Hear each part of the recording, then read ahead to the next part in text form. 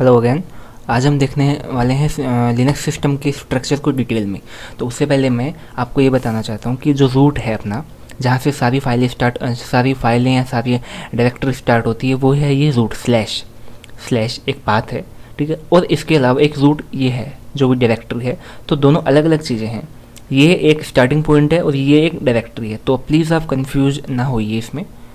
इसके आगे है, सबसे पहले हम देखते हैं बूट डायरेक्टरी क्या काम आती है। तो जब भी हमारा सिस्टम बूट होता है तो बूट होने के लिए जो भी एसेंशियल फाइल होती हैं वो बूट डायरेक्टरी में होती है, ठीक है। जैसे grep.cfg एक बहुत एसेंशियल फाइल है बूट होने के लिए, तो ये बूट डायरेक्टरी में होती है। मैं आपको दिखाता हूँ।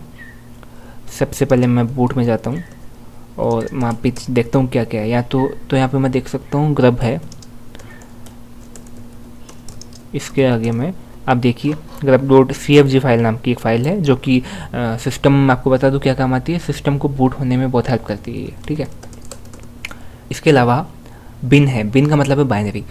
इन अदर वर्ड्स हम इसको कह सकते हैं, ये कमांड है, जितनी भी हमारी एसेंशियल कमांड होती है, एवरीडे यूजर कमांड जिनको बोलते हैं, वो सारी बिन डायरेक्टरी में होती है। जैसे ls हम यूज़ लेते हैं लिस्ट शो करने के लिए, तो ये हमें कहाँ मिलेगी? बिन में मिलेगी। अभी दिखाता हूँ आपको। माइनस ये एल एस में इसको कर रहा हूँ। ये है कहाँ पे? ये डायरेक्टरी, ये कमांड है कहाँ पे? ये बिन में है। अभी देखिए बिन में ये सारी चीज़ें आ गई है और बिन में मुझे एल एस कहीं ना कहीं मिलनी चाहिए, तो ये आ गई एल एस। ये एल एस है, ठीक है। एल एस है, मैकडी है यार, ये सारी जो भी दिख रही है आपको, ये सारी कमांड्स हैं।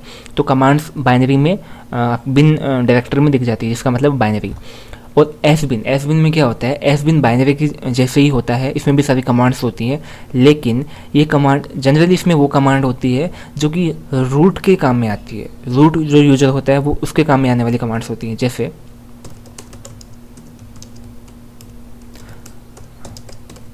ये जो सारी कमांड्स है वो रूट के काम, जनरली रूट काम में लेता है इन सारी कमांड्स को, ठीक है। जैसे नीचे देखिए, शट डाउन हो गया, पावर ऑफ हो गया, रिबूट हो गया, ठीक है। ये सारी रूट के काम में आने वाली कमांड्स है।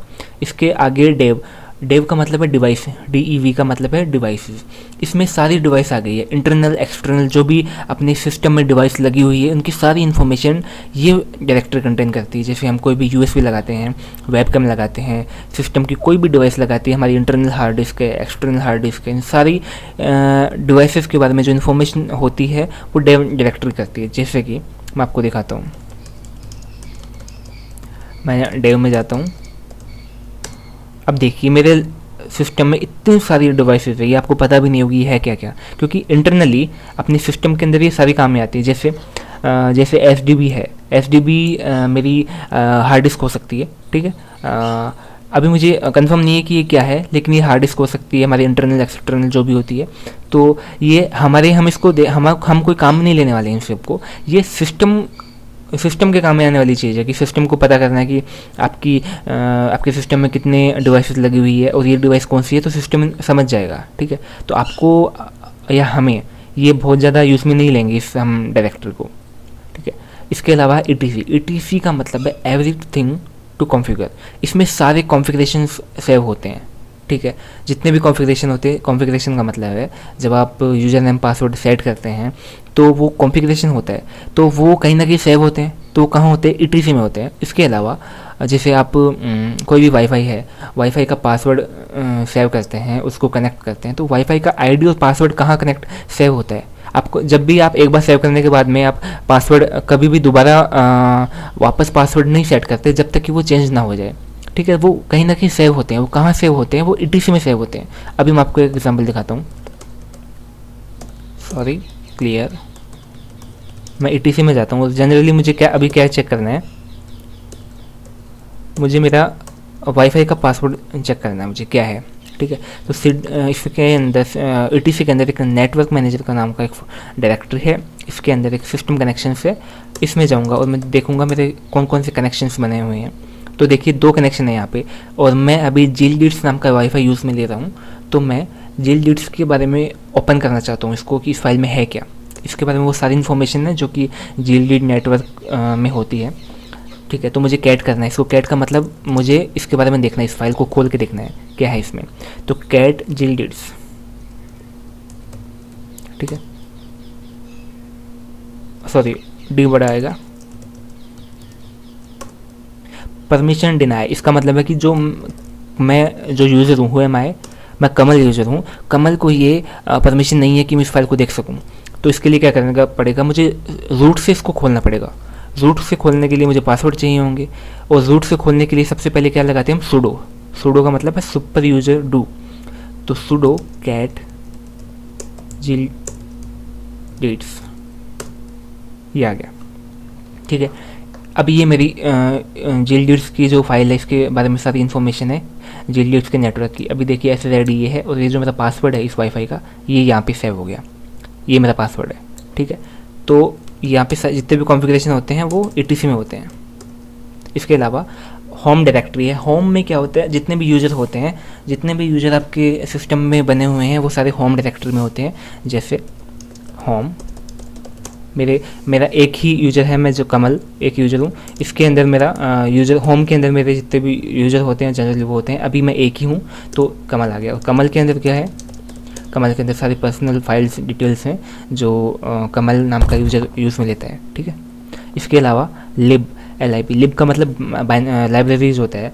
अब आपको बताऊं कि जितने भी कमांड्स होती हैं, जैसे LS होगी, MACDIR होगी, CD होगी, कंप्यूटर को कैसे पता लगता है कि LS करने पे लिस्ट दिखाना है।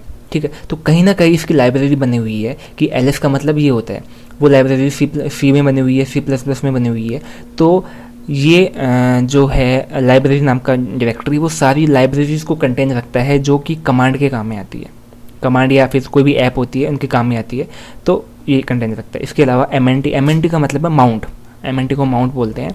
ये एक माउंट करती है किसी भी टेम्परेरी फाइल सिस्टम को।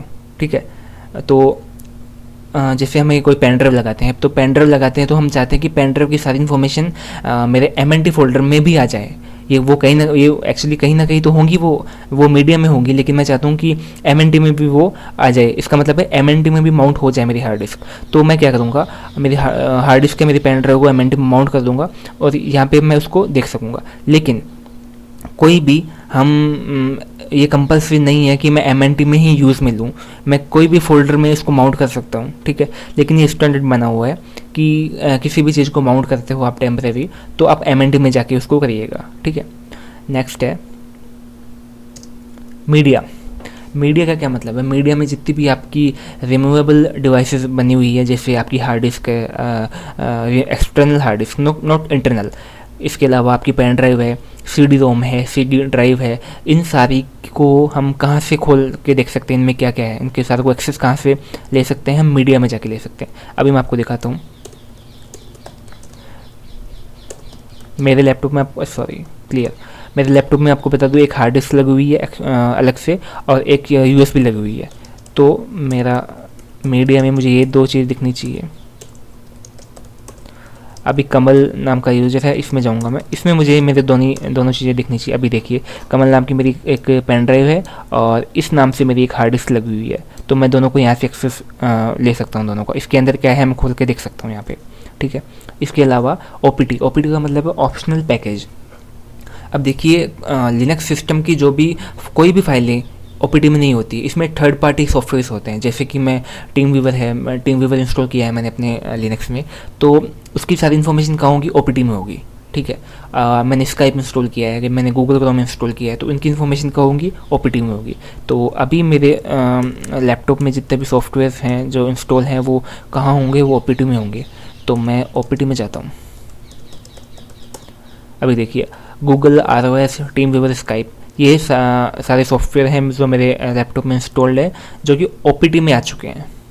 ठीक है, तो OPT में थर्ड पार्टी सॉफ्टवेयर होते हैं। इसके अलावा है रूट का मतलब है जो भी फाइलें रूट यूज़र को काम में आने वाली है वो सारी होंगी इस रूट में। ठीक है, तो रूट में सारी काम में आने वाली फाइलें केवल रूट डायरेक्टरी में होती हैं। ठीक है, इसके अलावा है PROC, ये हमें बताता है रनिंग प्रोसेस के बारे में कि अभी हमारे सिस्टम में जो कौन कौन सी चीज़ें कितनी मेमोरी ले रही है। ठीक है, हमारी अभी एग्जिस्टिंग मेमोरी कितनी है, अवेलेबल मेमोरी कितनी है, और मतलब जो रनिंग प्रोसेस है उनके बारे में बताता है। जैसे कि और इसके अलावा मैं बता दूँ, जब भी आपका कंप्यूटर शट डाउन हो जाता है तो प्रॉक नाम की जो डायरेक्टरी है वो ख़त्म हो जाती है, ठीक है, मतलब खाली हो जाती है। ये केवल रनिंग टाइम पे ही हमें प्रोसेस को बताता है, ठीक है, प्रॉक।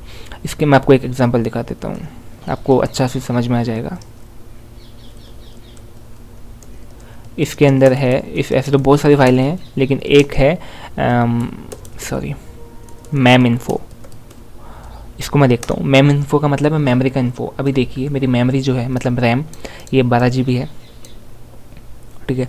इसके अलावा अवेलेबल ये इतनी है, और मैम फ्री है इतनी है, अवेलेबल इतनी है, ठीक है। तो इसके अलावा मेरी स्वैप मेमोरी के बारे में भी मुझे कहीं ना कहीं मिलेगा। स्वैप मेमोरी मेरी इतनी है, ठीक है, स्वैप फ्री मेमोरी इतनी है। तो ये अभी कितनी कंटेन हो चुकी है रनिंग प्रोसेस में, कितनी बाकी है, ये सारे ये कंटेन करता है प्रॉक। SRV में क्या होता है, ये सिंपली डेटा को कंटेन करता है सर्वर्स में, ठीक है, सर्वर में, सर्वर के बारे में। जैसे कोई आप कोई वेबसाइट का सर्वर यूज़ में ले रहे हैं, उसमें HTML की फाइलें आपको डालनी है, तो आप जनरली कहाँ डालेंगे, SRV नाम के एक फोल्डर में डालोगे। अभी मैं अगेन आपको बता दूँ, आप कहीं भी डाल सकते हैं, लेकिन एक स्टैंडर्ड बना हुआ है कि SRV में आप डाल सकते हैं, ठीक है। इसके अलावा है टेम्प, TMP, ये कंटेन करते हैं टेम्पररी फाइल्स को। जितनी भी टेम्पररी फाइल है वो सारी कहाँ हम सेव करेंगे, टेम्प फोल्डर में। अब टेम्पररी फाइल का क्या मतलब है, मतलब कोई फाइल हमें अभी यूज़ में आने वाली है, लेकिन वो बहुत ज़्यादा यूज़ में नहीं आएंगी आगे जाके, तो हम उनको टेम्प में डाल देंगे। इसके अलावा है यूज़र। अब कोई स्पेसिफिक यूज़र है, सपोज़ मल्टी यूज़र है, अभी जैसे मैं कमल हूँ, एक रूट है एक कमल है, तो 2 यूज़र हो गए यहाँ पे।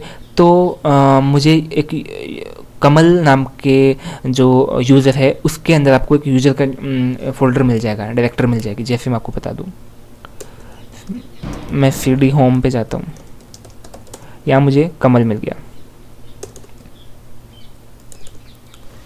या फिर अभी इसको ऐसे देखिए, हु एम आई।